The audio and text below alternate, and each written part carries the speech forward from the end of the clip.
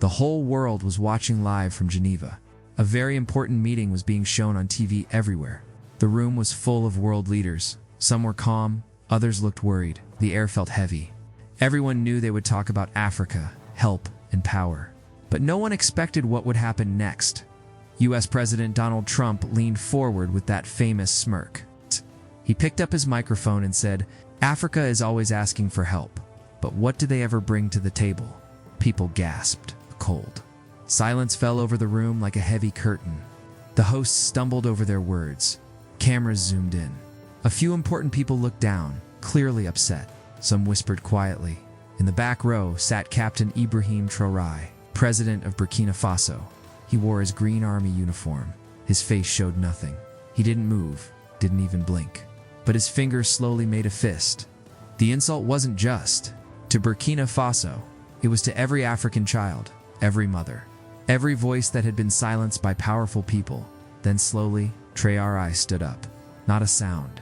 The world held its breath. All eyes turned to him. Traoré walked to the front, calm and steady, like a soldier walking on holy ground. Even Trump leaned back, suddenly quiet. Without any notes, without pause, Traoré took the microphone. His voice was quiet at first, careful.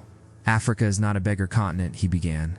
"We are not poor. We have been made poor, not voiceless, but silenced. Not weak, but weakened." The room didn't move, not a camera blinked. For 400 years, we were used. For 60 more, we were controlled. But today, that ends. He looked around the room. His eyes landed on leaders from Europe, Asia, the Americas. "How dare you make fun of our struggle when it was your companies that got rich from our gold, oil, and blood?" One woman in the press area dropped her pen. "We are tired," he said, his voice now shaking with controlled anger. "But we are awake." At that moment, the camera caught something amazing. A single tear on the cheek of an African representative, a man who had survived 3 wars. Even he wasn't ready for the truth spoken out loud. And then, just as suddenly as he began, Traoré stepped back. The silence was not empty. It was sacred. No one clapped, not yet. The weight of his words still hung in the air like a spirit in the room. Then Trump stood up. He adjusted his microphone but said nothing. He looked beaten, lost. Traoré didn't look back. He walked off the stage and returned to his seat. But by then it was too late. A BBC camera had already recorded the moment. On Twitter, the video was up in 7 minutes. In 15 minutes, Traoré Speaks was trending in 73 countries. And then it hit TikTok. People everywhere started crying on camera while watching Traoré's words. Teens, elders, mothers in Nairobi, students in Brazil, farmers in Mali. "I've waited all my life to hear this," one woman said, tears streaming down her face. Got another video showed a boy in Ghana hugging his mother and whispering, "Mama, he spoke for us." Within an hour, CNN called it the speech that shook the West. Emails flooded the meeting. Protesters marched outside the building holding signs, "We are not beggars, we are builders. Africa rises." But in that moment, Traoré sat still. He wasn't celebrating. He was remembering something. A woman, a promise. In the silence of a child's grave, as the meeting cameras switched to a quiet shot of Ibrahim Traoré's face, many didn't realize the storm inside his calm look. Behind those eyes were years of hardship. His childhood was marked. By hunger, he lost friends to fighting. His country struggled to find peace. He had seen with his own eyes how foreign powers promised help, but often left only empty pockets and broken dreams. He knew what it meant when leaders spoke of help while ignoring hundreds of years of pain. Traoré thought of his mother, how she worked day and night to feed their family with almost nothing. He thought of the children who never saw school, whose laughter was stolen by being poor. This speech was more than politics. It was personal. When he spoke, it was not just to challenge Trump or the world's leaders. It was to take back the dignity of millions who had been ignored for too long. That frozen moment, his voice became a light of hope, showing the way out of darkness. Back in the room, the reaction was electric. Cameras caught every detail, a small shaking of a person's hand, a reporter swallowing hard, a cameraman blinking back tears. Trump sat stiff. The usual showing off was replaced by a rare silence. His jaw was tight as the reality hit him. Newsrooms worldwide scrambled. Reporters whispered in the hallways, sensing a change bigger than any headline. Social media exploded. Clips of Traoré's speech were shared millions of times in minutes. People from Cape Town to New York, Lagos to London, felt their hearts stir. A Nigerian mother posted a video, eyes filled with tears. For the first time, someone spoke for my children. A student from Senegal tweeted, he said what we all felt but never heard. Traore's words weren't just heard, they were felt. Echoed in the hearts of the hurt, the hopeful, and the angry alike. While the world buzzed, Traore sat quietly in his seat. No smiles, no applause. Inside, a storm raged. He remembered his promise to his people. The promise to fight, not with weapons. Alone, but with truth. His advisors whispered caution, warning him about backlash. But Traore knew some battles were worth the risk. He thought of the children in Burkina Faso, who deserved more than pity. The meeting wasn't just a stage, it was a turning point. And Captain Ibrahim Traoré was ready to lead. The moment Traoré spoke, the global wave grew bigger. News anchors replayed his words with disbelief and wonder. African communities everywhere felt a surge of pride that had long been buried under years of pain and silence.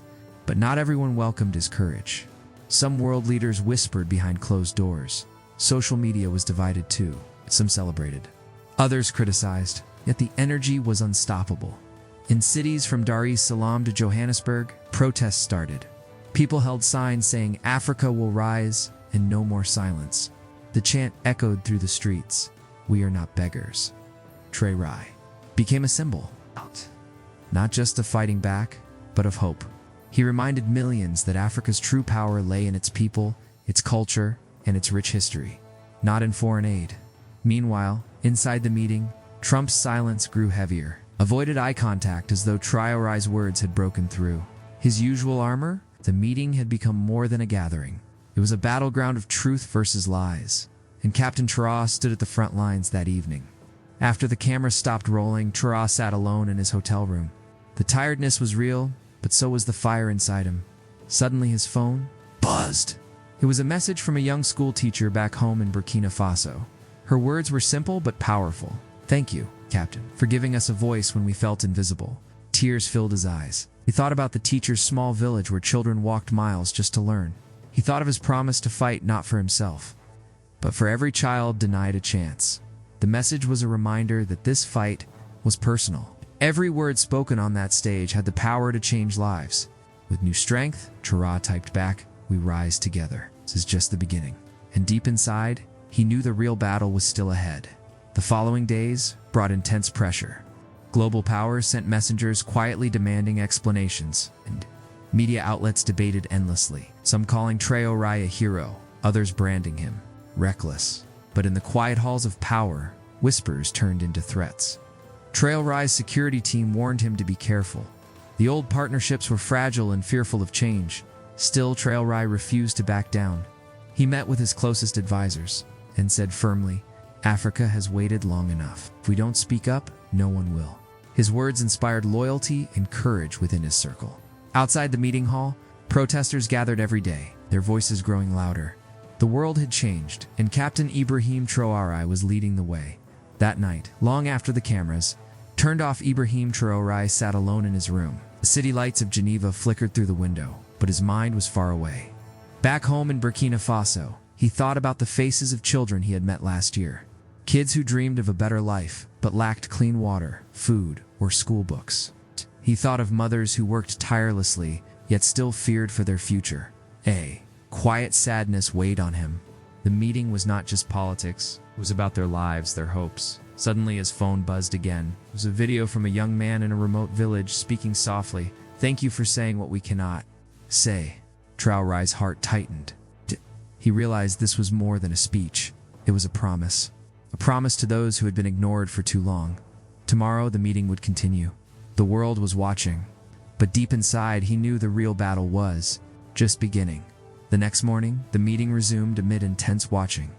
Media cameras were fixed on Traoré, waiting for his next move. Trump, still silent and tense, avoided looking his way. But Traoré wasn't there to play politics. He spoke softly to his advisors. "Our message must be clear. We seek respect, partnership, not pity."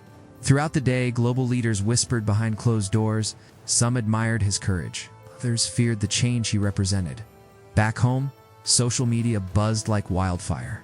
Videos of Traoré's speech were shared millions of times, inspiring. Protests, discussions, and hope. But the pressure weighed heavily on him. Security tightened. Threats appeared in whispers. Some doubted if the world was ready to listen. Still, Traore remained firm. "If we don't stand for ourselves," he said quietly, "then no one will." Behind the scenes, Traore faced a quieter fight. Representatives from powerful nations tried to change his mind with promises, warnings, and old partnerships. They urged caution, to tone down his words, but for Traore, this was not something to bargain with. He thought of every African child denied a fair chance, every mother forced to wait for aid that never came. He knew the risks, but also what was at stake. One night, a trusted advisor pulled him aside. "You carry the hopes of millions, but some want to silence that voice." Traore nodded seriously. "Then I will speak louder." That quiet determination became his shield.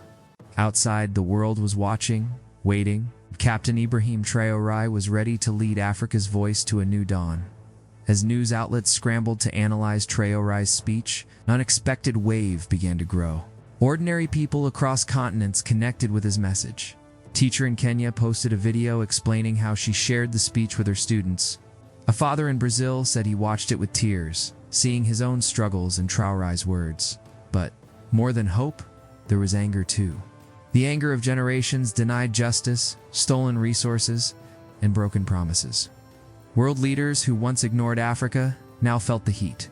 Quiet meetings turned urgent. Some powerful voices called Traoré reckless, but many others quietly admitted a truth they could no longer deny. Traoré's quiet courage was challenging old systems. Wasn't just a man on a stage anymore. He was the voice of a continent refusing to be invisible. Late one evening, as the meeting was winding down, Traoré received a letter. Not from a diplomat or a politician, but from a young girl in a small village in Burkina Faso. Her letter was simple. "Dear Captain, your words gave me hope. I dream of a future where I don't have to beg for help, but build for my people. Thank you for being brave." Traoré held the letter close. It was a reminder that his words carried more than politics. They carried lives. That night, as he looked out the window, he thought of every child waiting for change. This was the real reason he spoke up. It wasn't about power or fame, it was about giving a voice to the voiceless. On the last day of the meeting, the tension was thick. Cameras scanned every face, every expression. Trump, for the first time, spoke again, but carefully measured. He praised unity and dialogue, but avoided Traoré's name. Traoré stood quietly, ready. When it was his turn, he said, "The past cannot be rewritten, but the future can be reshaped by respect, fairness, and truth." He didn't shout, he didn't need to. His calm belief echoed louder than any speech. Outside, crowds gathered, singing and waving flags. The meeting ended, but a new chapter for Africa had just begun. The world held its breath. In the final hours of the meeting, Ibrahim Traoré stepped up one last time, not to argue, but to inspire. With quiet strength, he spoke.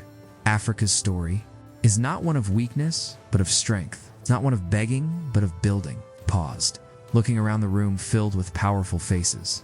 Some nodded. Others looked away. For too long, our voices were drowned by noise and prejudice. But now, a new dawn rises. Not from aid or pity, but from respect and justice. His words cut through the tension like a beam of light.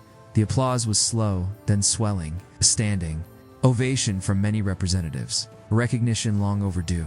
And somewhere deep inside, Traoré felt the weight lift, the burden of a continent's hope resting on his shoulders. Back home, across Africa, people wept, not from sadness but from release. From Cairo to Cape Town, from Dar es Salaam to Dakar, millions watched the speech replayed on phones and screens. Tears flowed from mothers who had waited decades for this moment, from elders who had lost friends to neglect and injustice, from children who dreamed of a future free from chains. One woman whispered to her son, "That man speaks for us all. He carries our pain and our pride." Social media exploded with hashtags like Africa Rises. Traoré's courage had lit a fire that no one could put out. Months later, the meeting's impact was still felt worldwide. Policies shifted. New partnerships formed. This time, with respect at the core, Ibrahim Traoré returned. Home to a hero's welcome, but he remained humble. In his heart, he knew this was not his victory alone. It was Africa's. He looked at the faces of his people. their hope shining brighter than ever. And he whispered, "This is only the beginning. Together we will rise." If this story moved you, if you felt the weight of every word and the hope in every tear, please like, subscribe, and share your thoughts in the comments below. Your voice matters, your story matters. Together, let's keep telling stories that change the world. Thank you for watching, and welcome to the journey of hope and courage.